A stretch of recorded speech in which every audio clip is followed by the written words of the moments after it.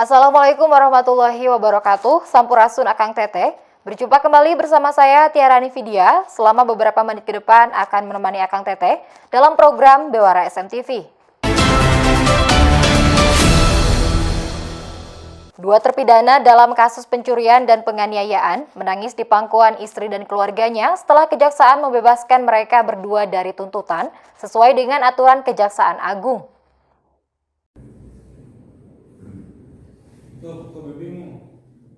Terpidana Romi, warga desa Ligung, Kecamatan Ligung menangis di pangkuan istri dan keluarganya. Sementara terpidana lainnya yakni Agung, warga desa Hulut, Kecamatan Kadipaten sungkem kepada orang tuanya setelah Kejaksaan membebaskan mereka berdua dari tuntutan sesuai aturan Kejaksaan Agung. Terpidana Romi dan Agung sebelumnya telah ditahan di Rutan Polres Majalengka selama 2 bulan dalam kasus pencurian dan penganiayaan. Karena kedua belah pihak sepakat untuk berdamai dengan korban, maka mengajukan restoratif justice ke Kejaksaan Agung. Kepala Hulut Agus Sofian mengaku bangga dan senang setelah warganya bebas dan bisa berkumpul dengan keluarganya jelang Lebaran karena dapat program restoratif justice. Kepala Kejaksaan Negeri Majalengka, Eman Sulaiman menjelaskan, pelaksanaan restoratif justice setelah ada keputusan Kejaksaan Agung. Ajukan kepada pimpinan di Kejaksaan Agung untuk dilakukan RJ, sehingga untuk waktu tidak ada yang kami kita mengatur karena Lebaran. Ini berjalan seperti biasa. Artinya momen ini memang yang ditunggu-tunggu oleh warga, Pak ya? Ya, kalau memang ditunggu warga, mungkin keluarga yang menunggu karena selama ini yang bersangkutan memang ditahan di Rutan Polres Selama 2 bulan. Selebih kurang 2 bulan. Kejaksaan Negeri Majalengka telah melakukan restoratif justice untuk 3 orang yang dibebaskan dalam kurun waktu 4 bulan. Dari Majalengka, Jawa Barat, Udin PP melaporkan.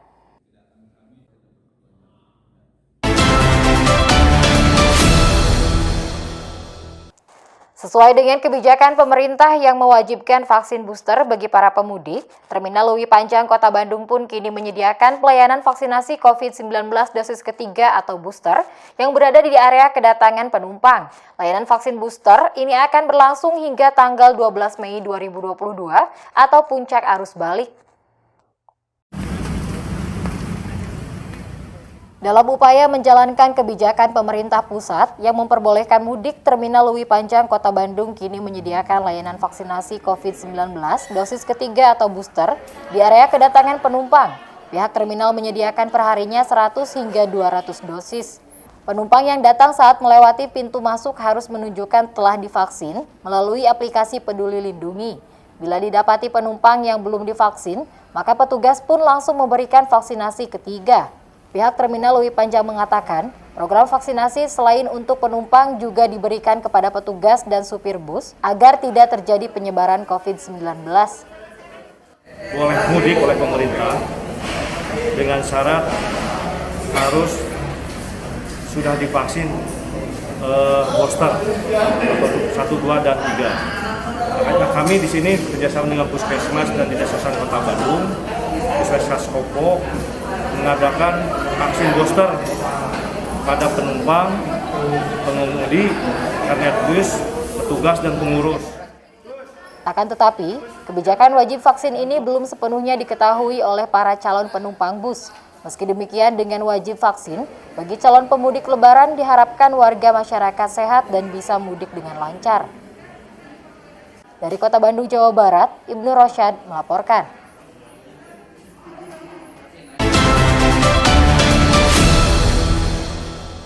Pemerintah Kabupaten Sumedang bersama Basnas Sumedang Selasa kemarin menggelar kegiatan Gebiar Ramadan bertemakan Cinta Zakat Mensejahterakan Umat di Gedung Negara Sumedang. Dalam kegiatan tersebut, pimpinan daerah serta kepala SKPD dan para camat secara kompak menunaikan zakat mal melalui Basnas Sumedang.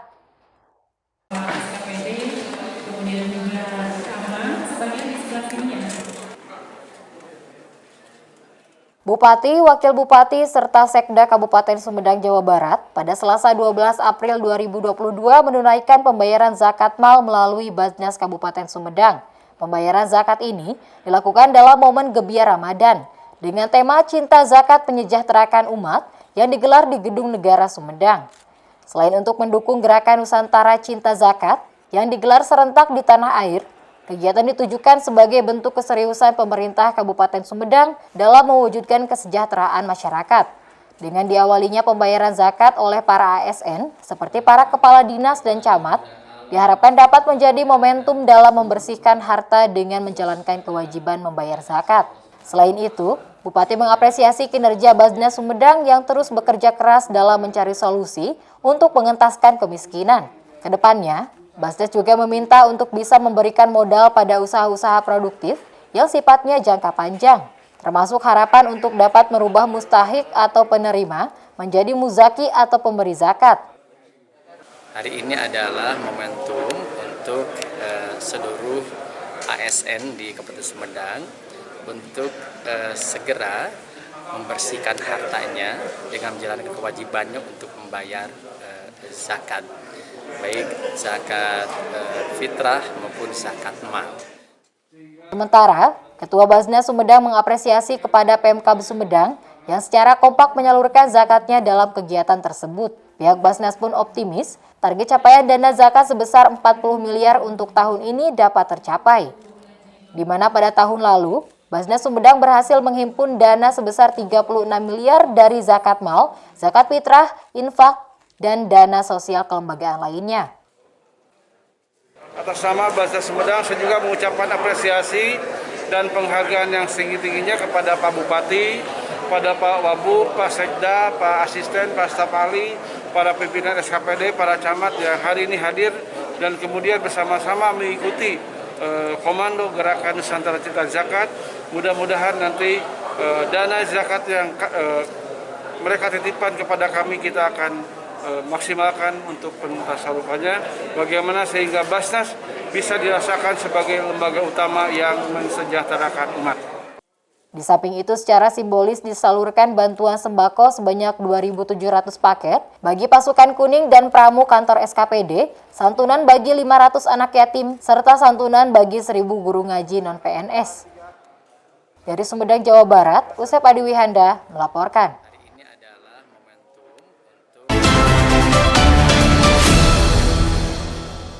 Pada tanggal 13 April 2022, DPRD Kabupaten Sumedang melaksanakan pemberdayaan lembaga kemasyarakatan tingkat kecamatan, subkegiatan peningkatan kapasitas lembaga kemasyarakatan tingkat kecamatan Cimalaka tahun 2022.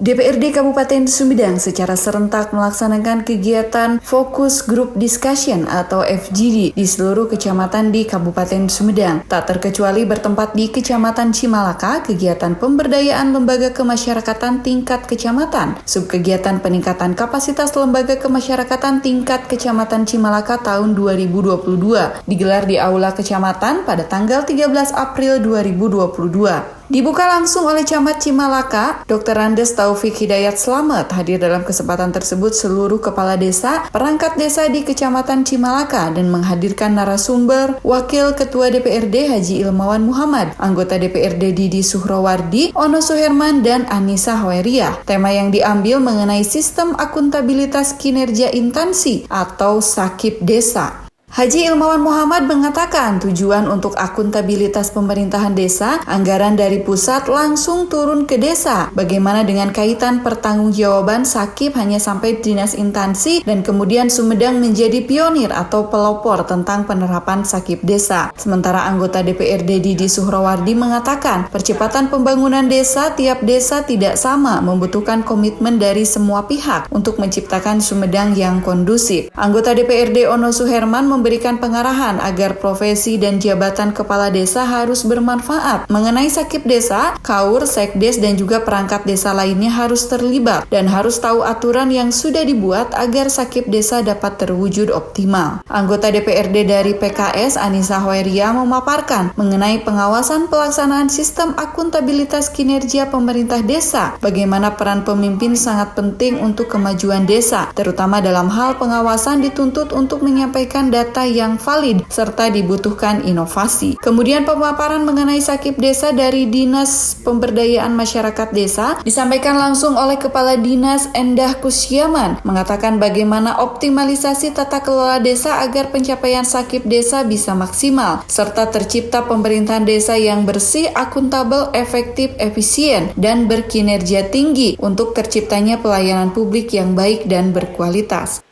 Alhamdulillah saat ini kami di DPR Sumedang sedang melaksanakan kegiatan di Kecamatan Cimalaka berkaitan dengan sakip desa.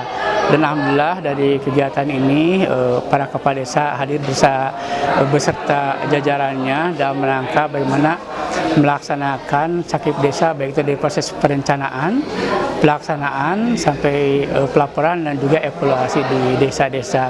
Mudah-mudahan dengan kegiatan ini bisa lebih meningkatkan akuntabilitas dari pemerintahan desa sehingga pembangunan di desa masing-masing bisa terlaksana dengan sebaik-baiknya. Tim Liputan Humas DPRD Kabupaten Sumedang mengabarkan. Akang Teteh, demikian Bewara SMTV untuk hari ini. Tetap saksikan Bewara SMTV setiap hari Senin sampai dengan Sabtu di jam yang sama dan Bewara sepekan di hari Minggu. Saya Tiarani Vidya beserta tim redaksi SMTV pamit undur diri. Terima kasih. Wassalamualaikum warahmatullahi wabarakatuh.